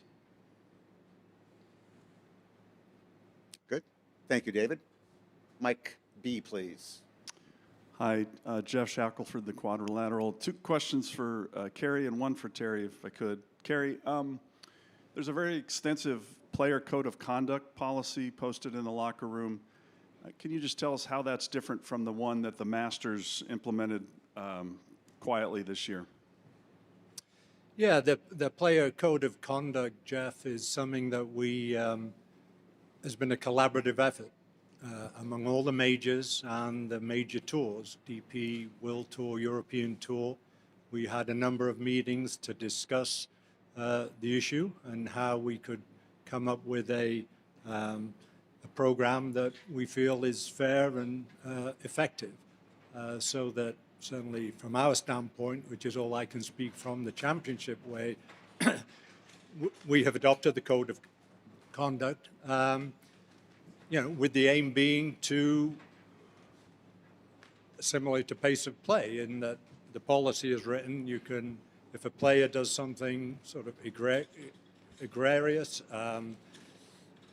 unfortunately, we would give a warning to that player. And if they were to do it again, there would be a 2-shot penalty. And there's a sort of number of sort of examples in the code that sort of gives us some guidance. But it's really for the good of the game that we're implementing it, to try and make sure everyone is behaving appropriately, professionally, and as we would want our children and people watching to see the major championship. In the 11th green, a lot of players have expressed concern, caddies as well, that might be kind of on the edge. Will it be treated differently this week than other greens because of its slope and speed? Yeah, the 11th green is the most severe greens complex on the golf course. And yeah, depending on the speed, the whole location has to be determined based on the speed of the green. And yeah, the green is a slower speed today than the other greens, as has been all week. And Terry, I know you've been on the board and involved with some elements, but as you know, we're used to seeing the PGA president up on the podium. The membership's never been notified, as far as I know, about the status of the current president. Can you help us understand what exactly has occurred in terms of governance and why we don't see the president up here today? Yeah, first off, I've been asked by the board to help represent the business of the association, and how we think about our membership is something that we continue to have Don focused on from that side. I think I'm first of all gratified that I've been asked to take this today and handle with Kerry where we are. I guess I would tell you more, because you said it around. I was on the board. I was on the board for the last couple of years, intimately connected to the governance of this association and what the real value is by getting that voice of members. And that I've loved to lean into this role and really appropriately, how do you leverage that to help me do my job? But at the same time, we really worked on, in the last, over the course of the last year, truly, the right roles and responsibilities so we can be effective as an association. And I think this just reflects it, with me helping to translate what's our business and how we're getting at this championship this week. Follow up, I'm sorry. Yep. Quickly, is it related to his comments on the Ryder Cup? Is there anything specific you can help us understand, and your membership as well? Yeah, I think you're specifically talking to Don on his comments. I would just say that what we've really asked is Don to keep focused on a member side, and we've tried to keep the right responsibilities across our distinct leaders in here. So that's it. Mike 2, please. Mike 2? Sorry. Kerry, I thought Mr. Clark had set you up for this question, so can you tell us how much the prize money is this week? The prize money is announced on Saturday morning. But we're riding today. It's announced Saturday morning, as we normally do. If David couldn't get it out of him, you're not going to get it out of him. Secondly, Kerry, on the code of conduct, that I realize Adair Manor is not your show next year, but can you see that being applied at the Ryder Cup? That's something that we would discuss with Ryder Cup Europe, for sure. So I don't know, but yeah, it's something we would like to discuss as we do with any rules or rules situation. Okay. Very good. Rex, whatever mic number you are. 3. 3. Thank you very much. Seems about right. Even par. Terry, this question is for you. You addressed the rollback, Rex Hargard with Golf Channel. You addressed the rollback, and you said you would be interested that was negatively impact the recreational game. In your mind, does the rollback do that? Don't know yet. I mean, I think that's part of what we continue to look at, and we continue to feed back to the governing bodies and allied associations that what I've been really encouraged with, and again, newer to the role, a couple months in, haven't been rolling around in that topic for all this time. But what I've been encouraged with is the governing bodies continue to take that feedback and hear what's most important. What do we hear grassroots? What do our members hear? And what do they hear from people that actually play the game each and every day? And so been really encouraged by that. And we need to understand more. And I think it's up to those governing bodies to really say, how does it impact and what's the next step? In the front row, microphone B, please. So you mentioned some of these during the intro, what makes the PGA Championship special or different, no? And we were asking the players, and some of them mentioned the strength of field or the course setup. But one of them mentioned too the fact that there's no agenda. There's no intervention once the championship starts. And I wonder what that means for you. No? Yeah, so maybe I'll comment on that and let Kerry, if you want to follow up in that at all. We think there's a lot in identity that's really strong to the PGA Championship. We also think it can improve. So let's start there. And I'm one that focuses on how do we constantly improve. I use a phrase that's not always positively seen inside that I'm dissatisfied with the status quo. How do you constantly get to better? And when you look at what is really great about the PGA Championship, you start with that strength of field and how great it is. You go to, we've been in, this is 108th edition, we've been at 75 different venues, like that variety of venues and the test that creates, new and new styles and old styles, et cetera, we think is really, really unique.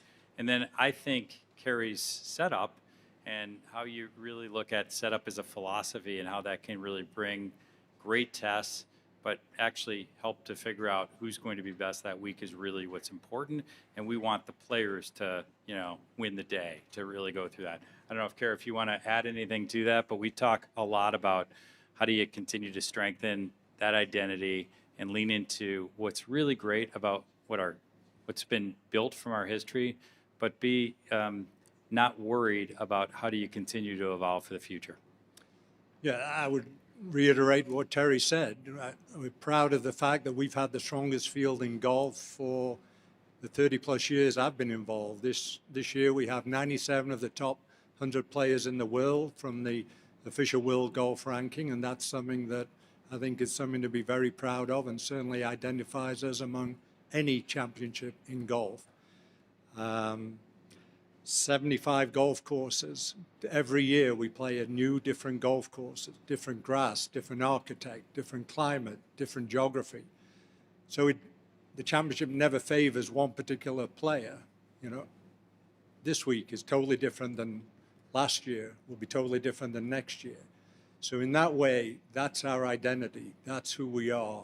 We play, yes, we may not know the golf holes individually because we're not playing them year in, year out, but that different course every year, most every year, the next 2 years are at 2 new courses we've never been to. So and we try and set it up in a balanced way that, challenges the best players in the world.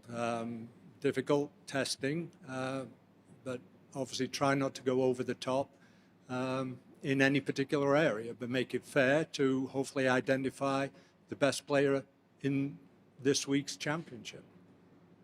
We're reminded of that again last night. We had our champions dinner, and all you need to do was look around that room and see who has won that championship over the years, and it is an exceptional list. And Kerry's helped create, and these venues have helped create these opportunities for the best players to shine. Microphone 8 in the back, please.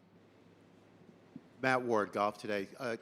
Kerry, can you talk about the green speeds, and are any possible hole locations compromised because of the pitch and the slope? And have you ever been at a venue with this kind of pitch and terrain on the greens for a PGA Championship? Yeah, I think many golf courses have a lot of slopey greens, and that is why you look at it, and you have to set the hole locations appropriately according to the speed of the greens and the amount of slope in the greens. So, many courses have individual greens. Some courses have all their greens are extremely sloped, and that's the job, to try and get a green speed that allows you to still have sufficiently challenging hole locations. And that's what we'll be doing. And if the wind blows, then you've got to be careful as well. There can be even more movement, more challenge. So yeah, every year, every championship that we run, you have to sort of look at all those factors in determining hole locations. Are there any holes specifically that, besides hole 11, that you're looking at closely in regards to what you just said? Yeah, there's certain areas of many greens that have so much slope, you have to keep away from certain areas. And again, that's not particularly different than most other courses. Question on B, please. Terry, if the goal under your leadership at the PGA is to not negatively impact the recreational golfer, would the PGA be open to the idea of bifurcation?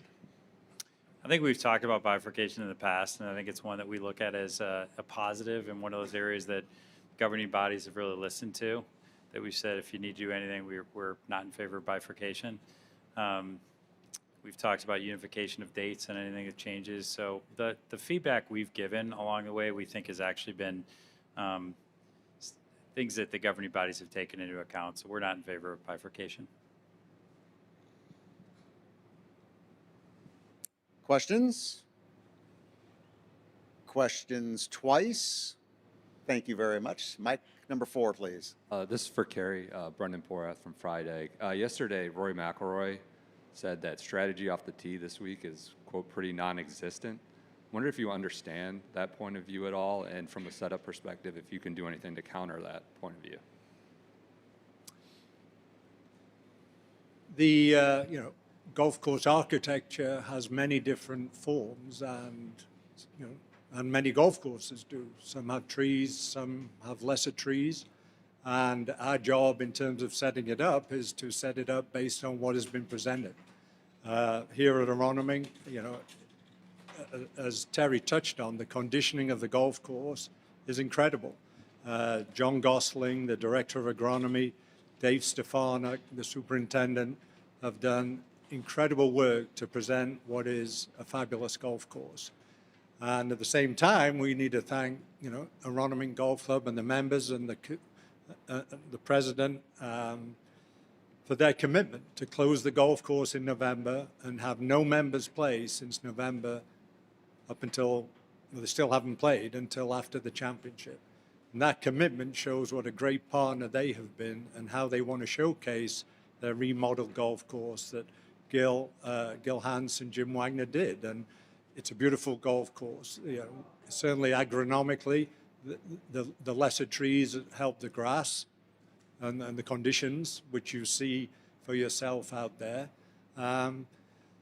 And the vistas, the views that you now have that you didn't ever used to have. So there's always pros and cons to having trees, not having trees. And, it's not for us to say, should trees be there or not, but we love to work with whatever the golf course presents and present, hopefully, a great challenge for the best players in the world.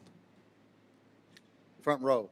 Microphone B, please. So something both about your membership, or the PGA America membership, and the championship, which is your membership is starting to grow more and more internationally.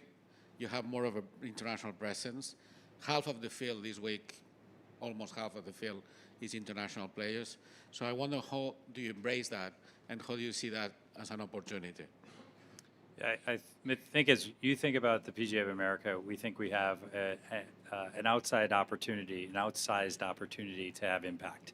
And you talked about some of the global nature of it, and we have certainly alliances throughout the world with those PGA alliances, and we think the opportunity for we look at the opportunity for the strength of golf, the health of golf coming from what we can do on a worldwide level. So we're trying to work with governing bodies and allied associations to really get in line. And it's actually been one of the areas I've come in and I've heard a lot about this, gosh, you wouldn't design golf the way it is right now. There's truth to that, but I will just tell you, it's been incredibly refreshing to see how well all of these different organizations try to work together on behalf of what's best for golf. And I think that's really important right now, getting to your points around how do you think about it on a global basis in a time that golf is really strong. And we need to take that as an opportunity. You know, in anything you do, you got headwinds and tailwinds, you're going to have it. We just got some strong tailwinds. Let's make sure that we can really leverage what is a real strength, which is a PGA professional, certainly in this country, and then on allied relationships outside to make golf even better. Microphone 14, please. Yeah, Josh Carpenter with Sports Business Journal for Terry, and then Kerry, maybe you can address as well from a golf course perspective.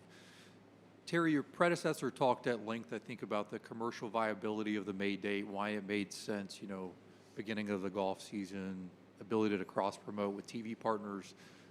I feel like there's been a lot of discourse about the May date, and you know, maybe the championship's lost a little bit of its identity. Can you just speak to, you know, the future of the event in its current date? Is there an option on the table for the future to move it back to August, and just kind of your perspective? And then Kerry, maybe you can speak to it from a golf course standpoint. Sure, and I would love Kerry to speak to that in just a moment too. One of the things I've really tried to do is come in and ask all the questions. What works, what doesn't? What do you wish would happen? And I've done that across not just inside of our organization, but to players, to some of our partners across, some of our sponsors, and really taking that in. At times, I actually think that people have looked at that as I'm pushing to try to change something. No, I'm trying to gather as much information to figure out what really can be better about it. Specifically to the date, I've heard that from a lot of people. Some people really believe, gosh, you had an identity tied to, August, and that's different. I'm like, well, I actually think your identity is tied more than just time, and we talked about some of those elements there. I really think that we've got a really strong position in May, and certainly I'm always going to look at what could make us better, but not actively looking at, should we look and move this to later or back to August. I think we have a great slot. I think we can stand out in a window of, it's nice when you get the monthlies around the majors. I really believe that there's a unique spot that we sit. I like that we don't have to think about changes for the Olympics in years. I think media has really changed since we moved over to this, and you have this unique opportunity to, I think, we've got a great partner and our media partners across that, and certainly, what we do with CBS, and I think we've kind of come to there's a real way to not only continue to strengthen our identity, but to lean into that time in May. So I don't see that as one that I'm really pushing on a change right now. Now, I think Kerry should talk about, because we've heard around, is this date better or worse from a timing and golf course selection? So maybe he could hit on that. Yeah, certainly the May date offers different challenges than the August date. For those, many of you remember August, we had 100-degree days and storms and rain delays. I think we had 8 out of 11 years. We had lightning delays and what have you. That, combined with the Olympics having to change date every 4 years anyway, and the tour and the playoffs moving up into August, made a lot of great reasons for us to move to May. Now we're in May. The golf course conditionings, while it's a little different and maybe a little stressful, because certainly when we play in the Northeast, the grasses don't really get going until, 2 or 3 weeks ago. But I think this week, speaks for itself, how incredibly good a golf course can be and how healthy the grass is at this time of year. It's certainly a lot more temperate, a lot more enjoyable for spectators, and for the experience for everyone involved. So May is a great day to launch the season. You know, there's 5 weeks after Augusta. There's a nice pacing for the majors. And, you know, in truth, there's maybe some other events around us that have also caused that compaction. But as Terry said, I think we like where the May date, and it seems agronomically to be working pretty well. Thank you both. Microphone B, please, Jeff. Just to follow up on the May topic, next year, the PGA will be a week later, and there's also 2 PGA Tour events in the greater Dallas-Fort Worth area. Will there be a plan to sort of address the crowded marketplace in May in that area, and then also being a little bit later, the likelihood of heat and no trees on that golf course? That's a good question, Jeff. I can only speak for the championship. I would say that the response that we've had for our sales for the championship, for both ticket interest and hospitality, have been very, very high, and we are delighted with the response that we're having. Tickets will go on sale for PGA Frisco next week, so we're very excited to have a great response.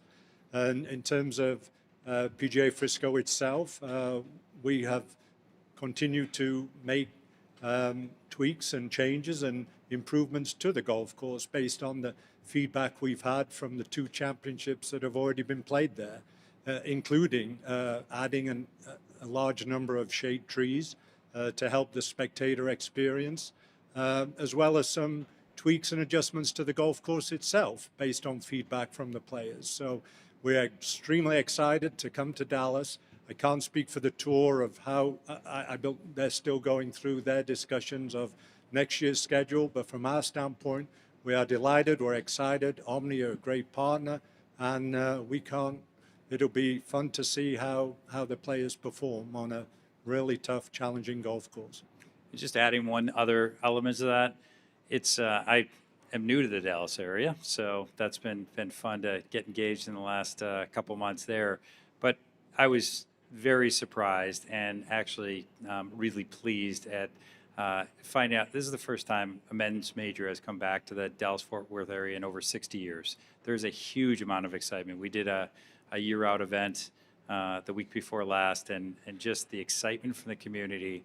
And you think of how big golf is in that area, and to not have seen a men's major in over 6 decades is a pretty amazing stat. So they're excited. I think it's going to be fun to get it there. Thanks. Adam on microphone B, please.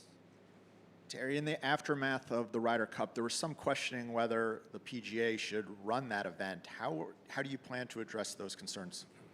Well, I feel really good about our position to strengthen the assets we have. I really believe that we have an opportunity to make them better. I talked earlier, there's some areas of the Ryder Cup that are clear we've got to get better at. And I know there's been discourse around, can we actually do that or not? I feel very confident that the PGA of America has the ability to take these crown jewel assets, these really, really meaningful assets in the world of golf, and continue to make them better. And I absolutely underline the Ryder Cup. It's one that we're going to invest in. You heard from Jim earlier. I love the partnership we have around how do you strengthen the Ryder Cup for the future, and that's certainly on the team side, but with so much around the operations side and how we really look at continuing to make that an even stronger asset, and I look at it as one of the greatest assets in sports. And I would just add, I am proud of our team that run the Ryder Cup and here at the PGA Championship. I think they do it as well, if not better than most any other competition. Hopefully your experience at our championships is a good one. If it's not, we talk to you and try and improve it. And that's what we do with everything we do on all of our championships. We want it to be the best for you, for the spectators, for the players, for the caddies, for the volunteers, and for the television viewing audience. And we will continue to try and improve in anything and everything we do. And if you have ideas, we want to hear them.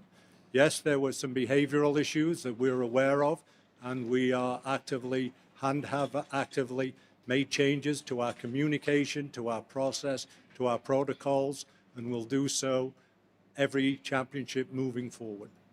Kerry talks to what gives me so much confidence in these assets for the future, and that's we've got a great base. We've got an amazing organization focused around, constant improvement on this. We know areas that we want to continually improve, and the team, hopefully as evident what you'll continue to see this week, is really focused on that.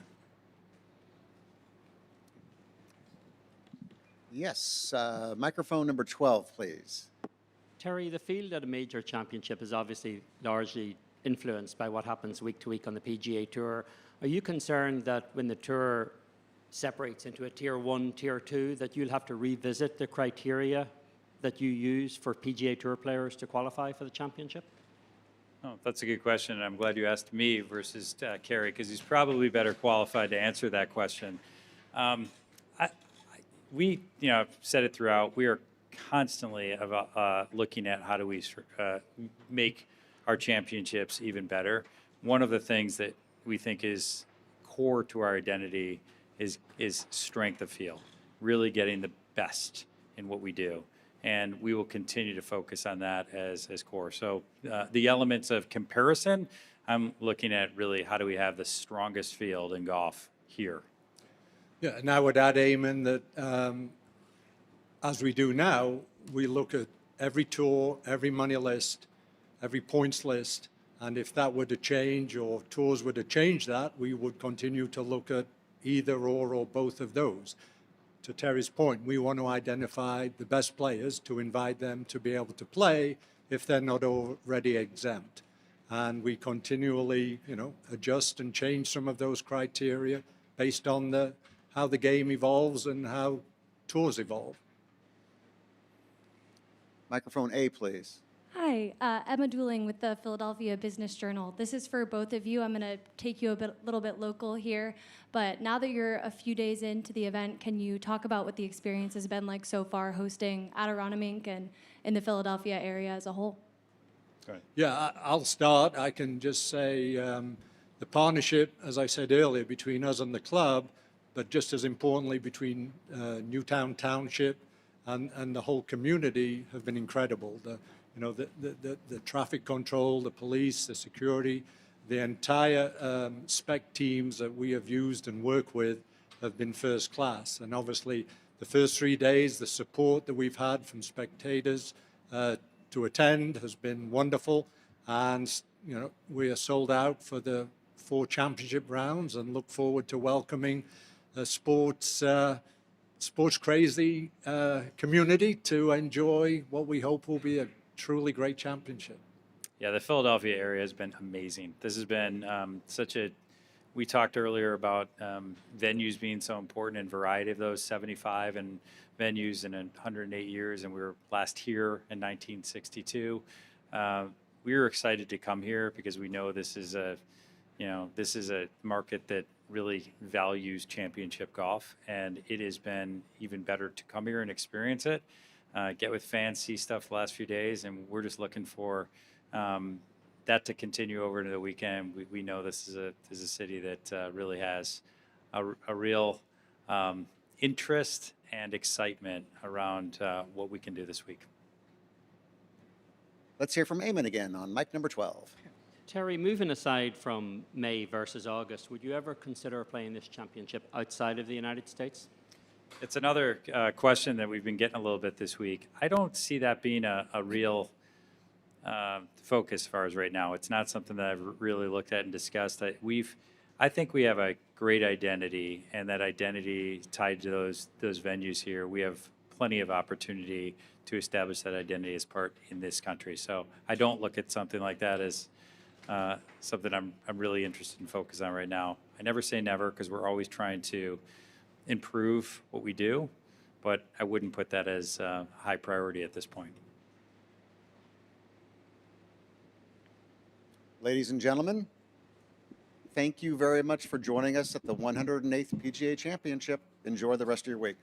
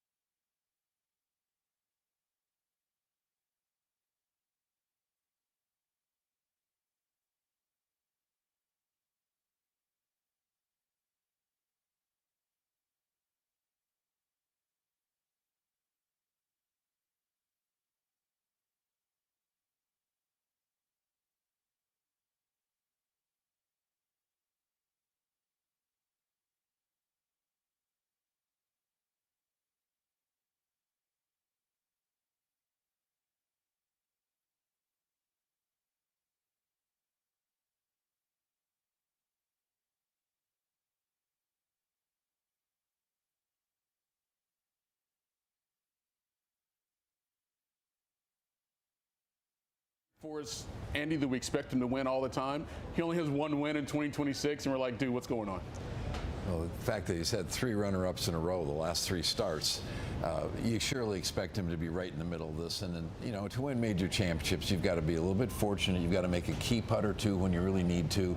And just sometimes it might be as much as which half of the field you're in. So, but Scotty doesn't get flustered. He just, I think if a younger player out there, you're trying to look at a player and how do I want to react on the golf course, this is really a fantastic guy to look at. Yeah, we'll continue to follow Scotty here as he makes his way down the fairway. But we also saw the flag there in the 11th green. Just felt like it was standing straight up, and the flag's growing in the distance. It's really windy here today, the windiest day we've had so far of the week, and we don't necessarily expect this type of wind all weekend, Jeff. So what does that do to a preparation when you got a windy day and you probably want to have this type of wind the rest of the weekend?